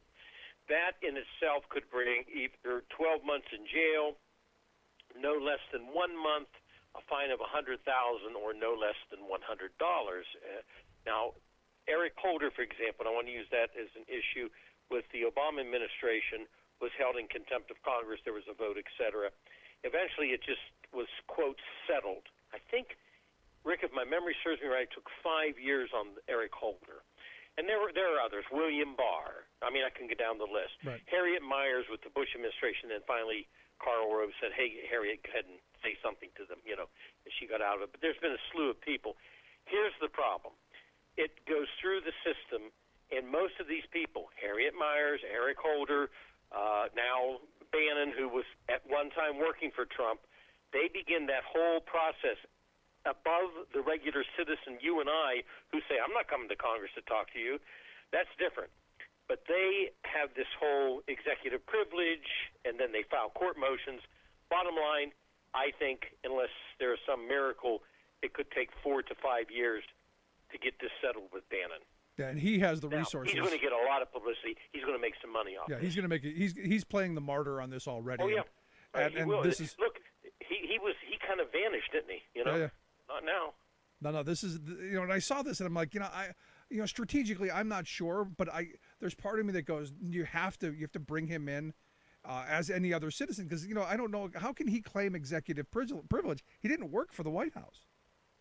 Right. Well, yeah. He worked. Yeah, it's true. He doesn't have executive privilege, but he worked for Trump in some capacity, paid capacity, and he's going to hang on to that. It's not going to hold water in the end, but it's his whole idea is to stretch this out. If he can stretch this out 2 years or 3 years, and also remember, he was on the wrong side of the big guy. Remember? Yeah. Yeah, he and Trump got at it. Now he's back in the fold because he's not, yielding to the pressure of the committee, et cetera, et cetera. Now, what's interesting about this, though, at what capacity was he with Trump January the 6th? I don't think he was. And so what does he know? How, why is he being called in? I'm just very curious about that. No, I am too. But, at the end of this, I think he's the mastermind behind most of this stuff. Right. I think he dealt with third parties on this whole thing. Everything. I think he was the puppet master on a lot of the pieces and parts moving. Even if Trump knew or if he didn't, he's to me one of the scariest people in this country, because he will burn your house down and laugh in your face. Right. Yeah, I still got to put John Bolton number 1, but Bannon's a close 2. I can't help it. As long as you don't put John Bolton as a national security advisor or at any part of any part of doing anything. I don't think so. I think Bannon, because of the organization that he's built and the kind of messaging and that scorched earth mentality messaging, I fear him a little more. But I get you. I get you on the John Bolton thing. Yeah, they're close. That mustache is scary. Right. And I still love the story of you putting his picture up to scare the kids. I did. I pointed to him. By the way, he left. I had looked it up. He left the White House in 2017. Bannon employment ended. Yeah. So look, at some point, because to me, January 6th is much bigger than the Fast and Furious, the Harriet Mier, the Billy Barr stuff. Sure. This is a defining moment in our country. So the Harriet Miers and Karl Rove and Barr and Holder, these things happen. They want to bring him in, and a lot of times they won't answer subpoena, such as the case of Eric Holder, because there were certain interests in national security. They didn't want to, reveal certain things publicly, but they would talk privately. This is a whole different world. If Bannon had something to do with the organization of this, because this was a takeover of the U.S. Capitol, an attempt to stop the United States elections, and it was the second attack on the Capitol, the first being, the British, who burnt the Capitol. Yeah, now I expect second organized attack. I expect if Bannon does take the seat, he's just going to take the fifth anyway. We're not going to get anything out of him anyway. Right, but he will milk this to bring himself, back to life a little bit. Oh, there is absolutely no question in my mind on that front, none whatsoever. Right. But we'll see how that plays out. Let me. The other thing I did want to ask about, yesterday you saw this Deripaska's two residences in the FBI raided both of them, one in Washington, one in New York. How's this guy got houses in two places? No, I'm sorry, who was that? This Olga Deripaska. Oh, I don't know much about him. He's basically one of Putin's right-hand men, according to the reports. He's somebody who one of Putin's guys. In fact, Trump actually sanctioned some folks, some oligarchs from Russia and the Kremlin back in 2018, and Deripaska was one of them. Yeah, so I'm just curious how Russian with ties to Putin owns two houses. Well, Deripaska, he's I guess you put him in the oligarch category, and like anything, he's got ties to two properties. Wasn't the one in you said D.C. and the other was in New York, or something? If I remember some glimpse of the story, and I just think obviously anybody tied to Putin probably has side businesses. I mean, it happens in Russia, it happens in Saudi Arabia. They've got a lot of side businesses they're secretly involved with. So I'm assuming he has made a lot of money somehow doing something involving Putin. Yeah, no, I'm curious how this is going to tie into everything else, and what they found, and if there was anything if he was dumb enough to leave anything in those two places. Now, I do remember that the Deripaska, I didn't know about the second residence he had there, the New York thing, but I do know that he was tied to Paul Manafort, who was, of course, Trump's campaign manager that they fired after they fired Lewandowski, and he had ties to him. I think he denied it, but I think that they had, some physical evidence that he did have ties to Paul Manafort in a business relationship. Yeah. It'll be interesting to see how that goes. I also wanted to get your thoughts on Joe Manchin. Evidently, Joe Manchin has got an exit plan. He's going to potentially leave the Democratic Party and basically blow up the what now is no longer a $3.5 trillion plan, is now down to, I guess, 1.5 to 1.9 somewhere. Curious your thoughts on Manchin and the game that seemed to be going on right now. Well, Manchin is, and I don't think this has been kind of an open secret. I live on the border of Wheeling, West Virginia, and in Blair, Ohio, and Manchin, of course, I hear about him every week down there, and a lot of people do support him, no question, in West Virginia. That used to be a state, just like Belmont County, Ohio, where I'm from. If you were Republican, good luck in ever getting elected mayor of a town. It's just the way it was, right? Except for a few like Arch Moore, who was Republican governor. And the state just kept going Republican, Republican, Republican till now. Good luck if you're a Democrat in either Belmont County, Ohio, or Wheeling, West Virginia area, or the state of West Virginia. Manchin's one of those people that you couldn't beat him. If you beat him in a Democrat primary, you lose the seat. Now, if he threatens, however, to leave the Democratic Party, then that's a different issue than what do you have to lose by running somebody against him. Right. You have nothing to lose. So he's told some people that. I'm not sure that he will leave, as much as he's putting that out there to basically give himself, another chip in the process, because he is calling the shots. Now, I think the president, Rick, if you look at what the president said just yesterday, President Biden told Democrats, and this was yesterday, that he believed they could secure a deal on the new, used to be $3.5 trillion human infrastructure. It's interesting. Look what he's saying. The president says $1.75 trillion to $1.9 trillion, which originally, when he talked to the House about 3 weeks ago, he said, well, $1.9 trillion to $2.4 trillion or so. So I think the president knows that that's a number, and that's the number Manchin wants. Rick, Manchin's taken this a step further, and this is what makes me think he is appealing privately, or the Republicans are talking to him. He not only now has said he's going to, settle at $1.5 trillion, maybe go up a little bit. He's also said he doesn't like the philosophical elements of some of the human infrastructure. Right, and this is where I thought was really important. I mean, the climate change stuff is, that's the big part of this, in my view. Right, exactly.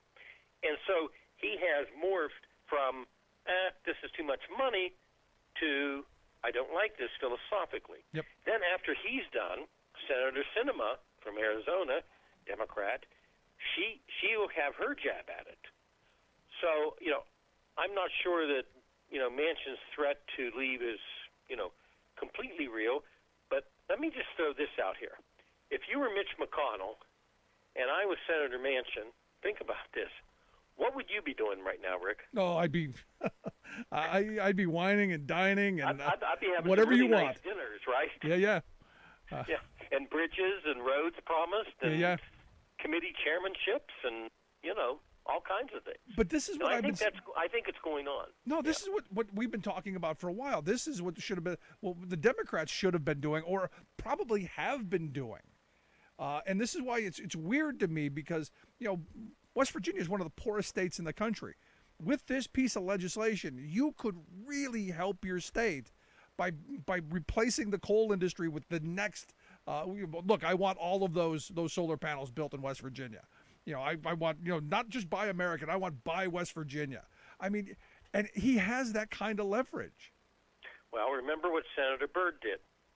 The CIA looked at each other one day and said, "We're moving where?" Senator Byrd picked up parts of the CIA and he moved it. He moved them to West Virginia. We used to call it Birdland, and the Senator Byrd Intermodal Transportation Center, the Senator Byrd College, the Senator Byrd this and that. And I've got to tell you, anybody that dared to stand up and say that pork barreler Senator Byrd, why they'd run him, including Republicans, would run them out of the state on a rail. Yeah. And Manchin could do that. I mean, he could, people might think that's ugly and it's sausage, et cetera, but he could do that. He could really, and Schumer would have to yield to him. No, and that's the thing that gets me. I mean, so to me, because I'm with you, a lot of this seems like some kind of bizarre ideological, flag in the ground. We're going to save coal. No, you're not. Coal is going to go away at some point because of gas, because of renewables, because of a whole bunch of reasons. The fact that it's dirty. I mean, at some point you go, this is gonna. It's like the buggy whip or the vacuum tubes that we used to use in the television sets. They go away. And it's not uncommon for these things to happen. They used to come to me and I would say, leave collective bargaining alone. I was all for collective bargaining. I was for prevailing wage. leave it alone. Yeah. You know, don't touch it. Then after that, they would want you for certain votes, right? Budgets and things. And once they realize your stopping point, just like Manchin has one, like I had one when it came to prevailing wage, don't touch it. Then they deal with you on other things, and they would say, well, you want to be a committee chairman, and can you vote for our budgets? And you say yes. Yeah. Somebody could be playing that game with Manchin, and I suspect, very quietly, Mitch McConnell's got to be playing that game. No, I am 100% with you. And that would flip the Senate. And that would derail any progress. And this is right back where we started from, months ago, talking about this, where I said we would be at the end of all of the bickering and all of the back and forth and all of the horse trading. We're getting nothing. Right. And that's the most frustrating part of all of this, because there was some really good stuff in this it's already been gutted up. I mean, the free community college stuff, I think is an absolute must in this moment. This would be like, going back to when an 8th grade education was the norm, and someone said, no, maybe we should mandate high school. This would be like, no, we're not mandating high school. I think we're in this moment where that extra 2 years is now absolutely, without question, something we desperately need. Something that politically baffles me on this whole deal, and Manchin and Schumer and the progressives in the House. This is what baffles me, though, Rick. Manchin indicated this summer, he told Schumer, I'm not doing 3.5 trillion, I'm doing 1.5 trillion. At that time, there was no talk about micromanaging the philosophy of the bill. It was just the money, right? And then people were marching, and Speaker Pelosi got this. She knew, and so did the president, it wasn't going to remain 3.5 trillion, but, some of the progressives in the House kept, he's insane, and they kept pushing for it. At some point in time, you and I talked about this 100 times. You say, okay, I'm not going to get my 3.5 trillion, but I'm going to get a certain amount of money, and I'm going to start these programs.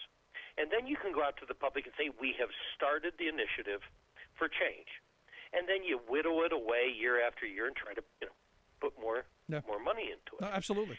Somewhere along the line, something misfired, and this just continued on, and it really kind of empowered Manchin, because he always knew he had Senator Sinema in his back pocket, and it kind of empowered him to become even more bold about saying, I don't want this in the bill, and I don't want that in the bill. So now this is to a log jam, and I think Senator Schumer should move fast to do this and see what he can do with Manchin, not enforcing, but see what he can do in dealing. Get it moving. And it's something we've talked about before. You got to do some of the wheeling and dealing. So let's go back to to your predictions, because I think you were, not too long ago, 70%, if I remember right. You said both bills are going to get through. Oh, I said 70 on the 1.2 trillion and 30 on the 3.5 trillion. But if the second doesn't happen, I don't see the first happening. I think one way or the other, the infrastructure is going to happen, period. All right. That's what I mean, 1.2 trillion. Going to be interesting to see how this plays out. No matter what else happens. Yeah, and what other craziness. Exactly. And then how this plays out in 2022. This is why we play the game. Now, the Republicans, in my opinion, did the very dumb move today, because Manchin is also on the voting rights bill, which was the John Lewis bill.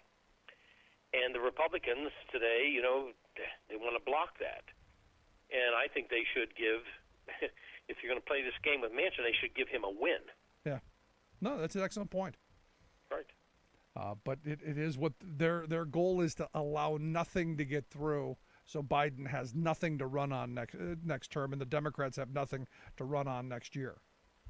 Well, that's right. And, of course, the Republicans haven't done anything, but they will run on the fact that they stopped, this and stopped that, because they really don't have anything to run on.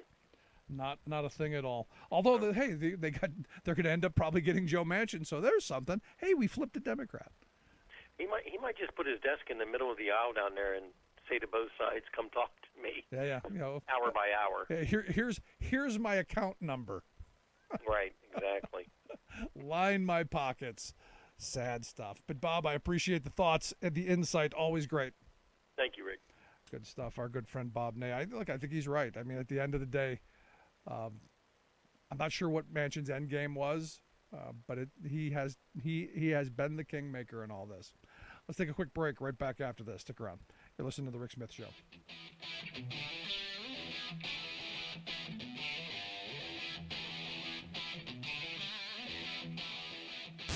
Saving work in America, one show at a time. The Rick Smith Show.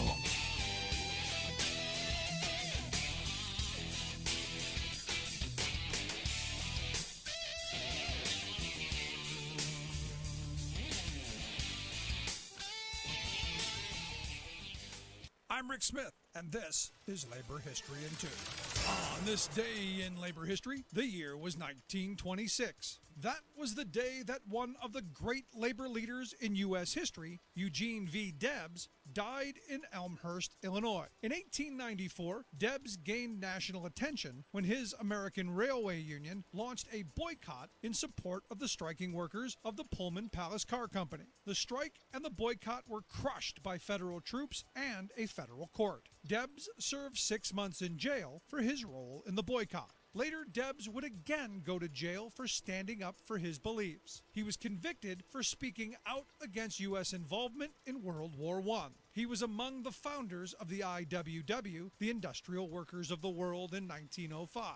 He ran as a socialist for President of the United States 5 times, receiving nearly 1 million votes running his campaign from a prison cell in 1920. In 1891, Debs wrote an article for the Locomotive Fireman's magazine titled The Unity of Labor. His words stand as an eloquent case for worker solidarity. Debs wrote, quote, "If working men were united in sympathetic bonds, if a bricklayer could comprehend the fact that he is dependent on the hod carrier, if the locomotive engineer could grasp the fact that he is dependent on the locomotive fireman, the interdependence of labor would at once constitute a bond of union, a chain whose link, forged and fashioned to hold working men in harmonious alliance, would girt them with a defense in every time of trouble and resist invasion, though assailed by all the plutocrats that ever cursed the earth." Debs spent his life trying to bring about this harmonious alliance of working people and standing up for the causes of peace and justice. For more information, go to laborhistoryin2.com, like us on Facebook, follow us on Twitter at laborhistoryin2.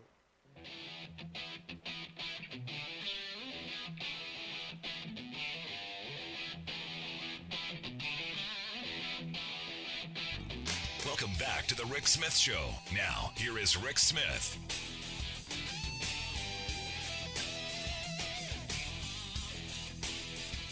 So, interesting story coming out of BuzzFeed. They claim there are more than 28 elected officials across the country who are members of the white supremacist group, the Oath Keepers. We've seen their names popped up in a number of places, in the ranks of our police departments and our military. We've seen a bunch of this. And look, there's part of the idea, no, we're going to keep the oath of the Constitution. I kind of get that. But they've morphed into a white supremacist group. It's what they are now. And they're one of the groups that were behind what happened on January 6th. These are the people who had the technical ability to pull off that thing. Them and the other couple of groups that I just hate giving these people oxygen. But you've got these people in different positions of power. And there's part of me that goes, I don't know that I'm thrilled with having this kind of crazy in the halls of power. And I don't think they should be able. It's like a lot of these affiliations that these representatives have. We don't do such a good job of vetting who we vote for. What happens is we spend a lot of time listening to negative attack ads from people. But I look at this and I'm going, this is how things like January 6th get to happen.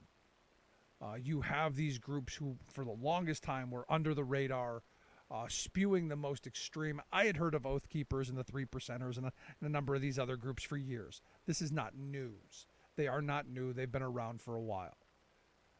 But they're just cranks. We've always had them. We've always had these groups around. We've always had these people, in the shadows. And look, as long as they're not, hurting anybody, who cares? But they are organized on such a level and funded, and this is the part that's scariest. They're well funded and in places and positions of power, so that January 6th could have happened. What their aim was on that day could have happened had one or two things gone a different way. And these people aren't going away. They're burrowing in deeper into our government. And that's the really frightening part of this. And, the underground nature of this, it's kind of like the dog whistle, only the dogs hear it. So, it's kind of like these groups, they know who their people are. But the broad public doesn't. And, for me, this is weird territory. We're heading into some very interesting grounds. Now, I did come across a story from the other day that made me kind of chuckle in kind of a, oh my God, we're so screwed as a country kind of way. Have you ever had that? You're like, we're just screwed.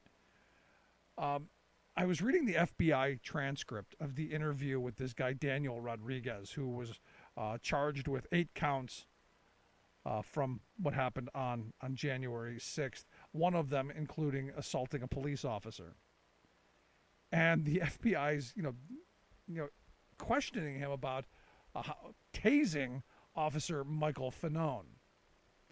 And we'd seen Michael Fanone's testimony, how he was just beaten and tased and all this stuff. And they asked him, how'd you hear about this stuff?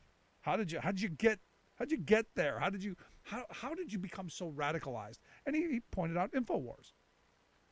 He pointed out that, the right-wing crazy underground, that they all thought, they were changing the world. They all thought, and this seems to be the common thread.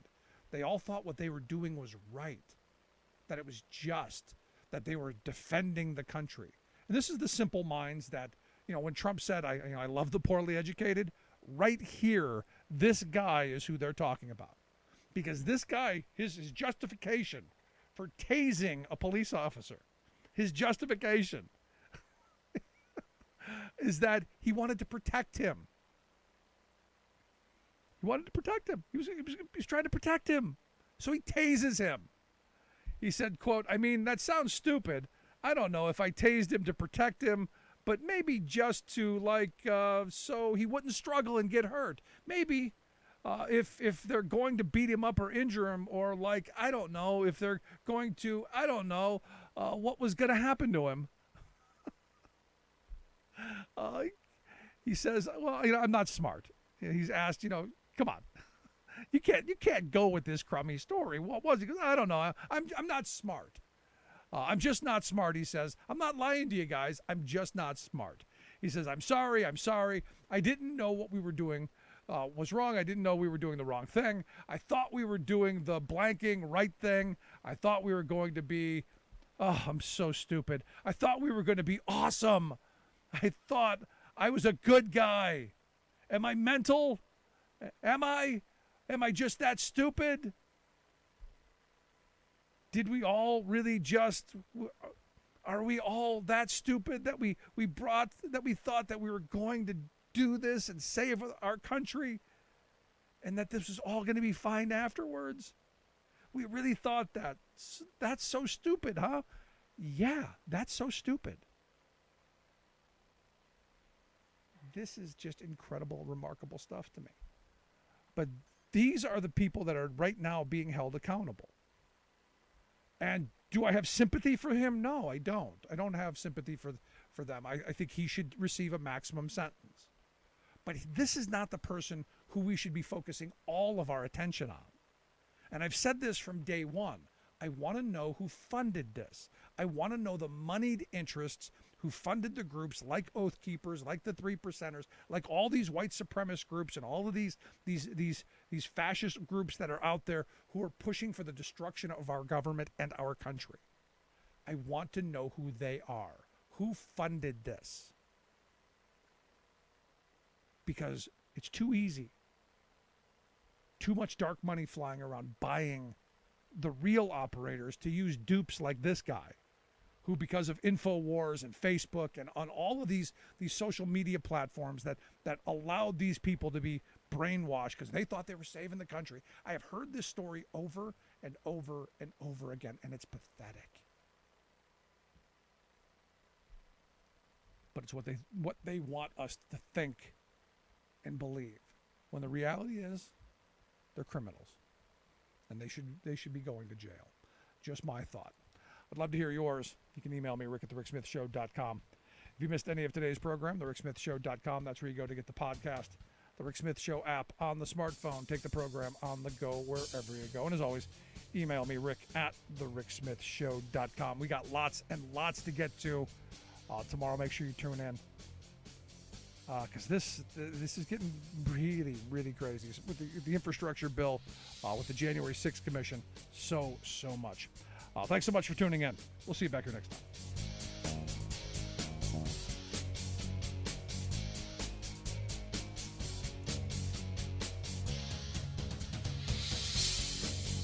You've been listening to The Rick Smith Show. Email Rick at rick@thericksmithshow.com. Until next time, this has been The Rick Smith Show, where working people come to talk.